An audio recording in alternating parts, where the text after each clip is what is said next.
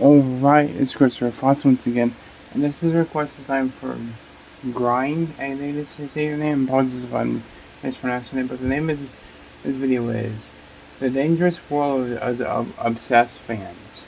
Okay, let's check it out. Obsessed fans pose a significant threat in today's world, raising concerns about the potential dangers. That's why I stick with that YouTube, can man. those Fuck fans' it, Hollywood. fixations. While many fans express their admiration and support in healthy ways, there is a darker side to the fandom that cannot be ignored. The obsessive behavior of certain fans can lead to stalking, harassment, and even violence towards their idols and public figures.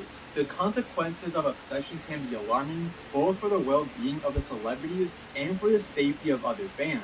So in today's video, we will be exploring the dangerous world of obsessed fans. Okay. Welcome back Oh, it's to him another again, video. okay. Before this video starts, make sure to check out my I know his other voice social sounds media familiar. links down in the description below. And also go check out earldoesn'texist.com using my link in the description below. But other than that, let's get straight into this video. Pokimane fan. Oh, not her better again. known as Pokimane, is a Moroccan and Canadian social media personality. I know who Twitch she is. streamer She and was- YouTuber. She is best known for her live streams on Twitch, where she broadcasts video game content, most notably League of Legends. The term simp is an internet slang term describing someone who shows excessive sympathy and attention towards another person, typically someone who does not reciprocate the same feelings, in pursuit of affection or a sexual relationship. Urban Dictionary defines simp as someone who does way it too creates much stuff in this for a world. I remember person they hearing like. about this shit. Pokimane did not create simps.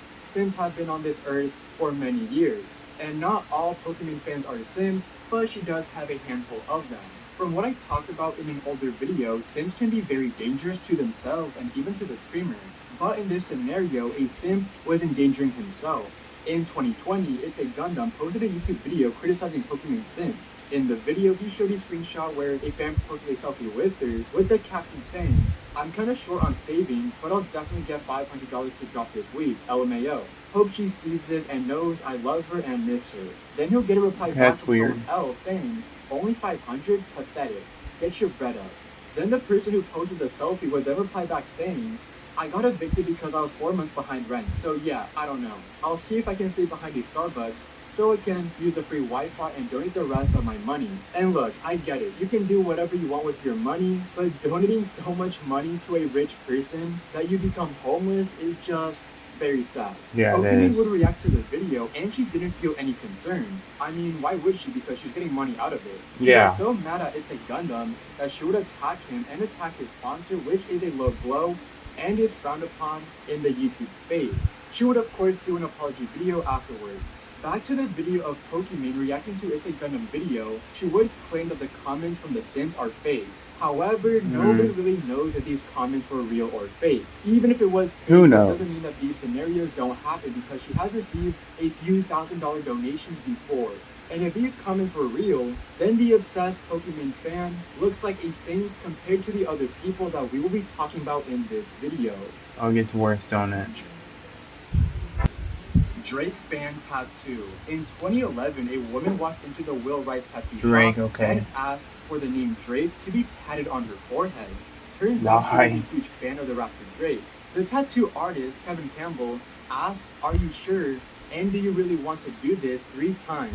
And the woman Three said yes. times? After the woman left the tattoo shop, the artist would post a photo on Instagram making fun of the tattoo. After the post, Kevin got so much hate saying, why would he do the tattoo in the first place? Well, in his defense, she did say that she really wanted it, and Kevin does so many forehead tattoos. Since the shop is located in gang territory, Kevin would also say that when the woman left, she had a smile on her face and was very happy with the tattoo. The tattoo artist also came out saying that he had no idea that the Drake tattoo was meant for Drake the rapper, and he assumed that the Drake tattoo the lady asked for was gang related. And a few months later, in an interview, someone would ask Drake what was his thoughts on the tattoo. Sorry, guys. Drake did not like the tattoo, but he was nice about it, saying that he would want to meet the fan and ask the story behind it and the why. Drake would also say that he hates the artist who did it, and It's would not even anything threaten the bad or artist, anything, it's saying just that if he a sees them, tattoo. he's going to mess him up. Richard Ramirez. Many people are fans of baseball players, YouTubers, and streamers, but some people are fans of serial killers. In 1985, a serial killer named Richard Ramirez, also known as a Night Stalker, went on a killing spree, causing the death of at least 14 people. His brutal crimes terrified the Los Angeles community as he would break into people's homes and murder them while they slept. However, among this fear, there was a woman named Doreen who seemed unaffected. A magazine editor at the time, Doreen saw Ramirez's mugshot on TV and she felt strangely captivated by something in his eyes. Her fascination with Ramirez grew, leading her to attend He's his creepy. trial I don't and like write his. him numerous letters. Who is? Despite facing competition from other women who were also interested in Ramirez, Doreen, a devout Catholic, managed to win his affection by revealing that she was a virgin. Their relationship developed, and they became engaged in 1988, finally sharing their first embrace in 1996, when they got married. This is very odd, and It I'll is. never understand how someone can be in love with a serial killer. Yeah, I don't understand. Andy Lau. It was just Mostly crazy, I known in guess. the West for his 2002 film Infernal Affairs, Hong Kong actor and singer Andy Lau had his own share of unwanted experiences with fans. The obsession You're a of one of them, a 29-year-old Yang Li Wan, cost her father his life. After having a dream Oh. about Andy at the age of 17, Yang quit school and turned into a full-time Lau fan for the next 12 years. In order to fund his daughter's trip to Lau's concerts, Yang's father, a retired teacher, sold their house and even considered selling his kidney at one point. When Yang finally met Lau in 2007 at a birthday party that had been organized for the fans, taking a photo with Andy wasn't enough. Yang's father threatened to kill himself if Lau refused to meet Whoa. with his daughter, and tragically, it wasn't an empathy threat. He ended up jumping into the sea, which led to his demise. He Wow. did this just to make Andy feel guilty and to make up for it to host another meet and greet. The incident led to hundreds of similar That's like fucked up. threats by Andy's fans who said they'd off themselves if he refused to meet them.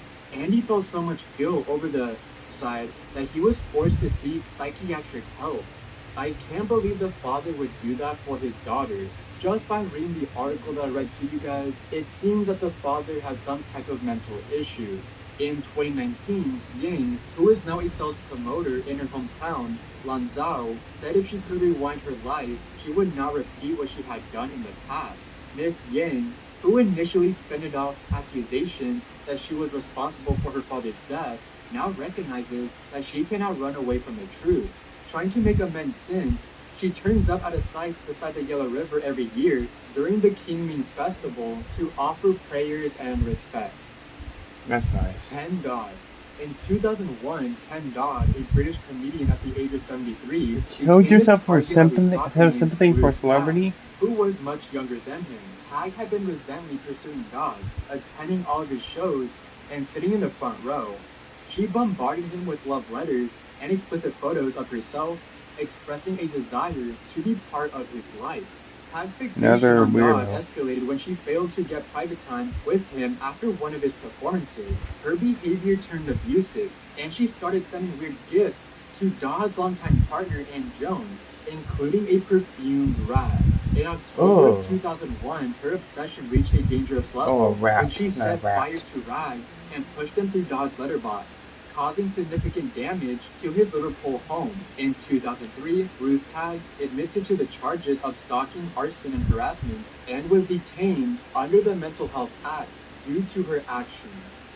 Wow. Eddie Waitkiss. When baseball player Eddie Waitkiss, who played for the Chicago Cubs, was traded to the Philadelphia Phillies after the 1948 season. Prior to the trade, Ruth, who was a 19-year-old, had a strong infatuation with Eddie. She collected newspaper clippings and pictures of him, even setting a place for him at her family's dinner table. She went as far That's as learning weird, okay. Lithuanian because she discovered he had Lithuanian heritage. However, things took a very dark turn when Eddie moved to the Phillies. Ruth became fixated on murdering him. During a Phillies game Whoa. in Chicago, she rented a hotel room in the same place where Eddie and his team were staying at. She lured him into her room and shot him. But fortunately, Eddie survived. Despite surviving the shooting, the incident had severe consequences for Eddie, as he missed the entire 1949 baseball season due to the attack caused by this crazy honey with a gun, as he described Ruth. John weird. Lennon. Mark David Chapman had a really bad childhood growing up. He felt like an outsider and pathetic, that he even related a lot to the main protagonist from The Catcher in the Rye book, a character who believes that all of his problems were caused by adults.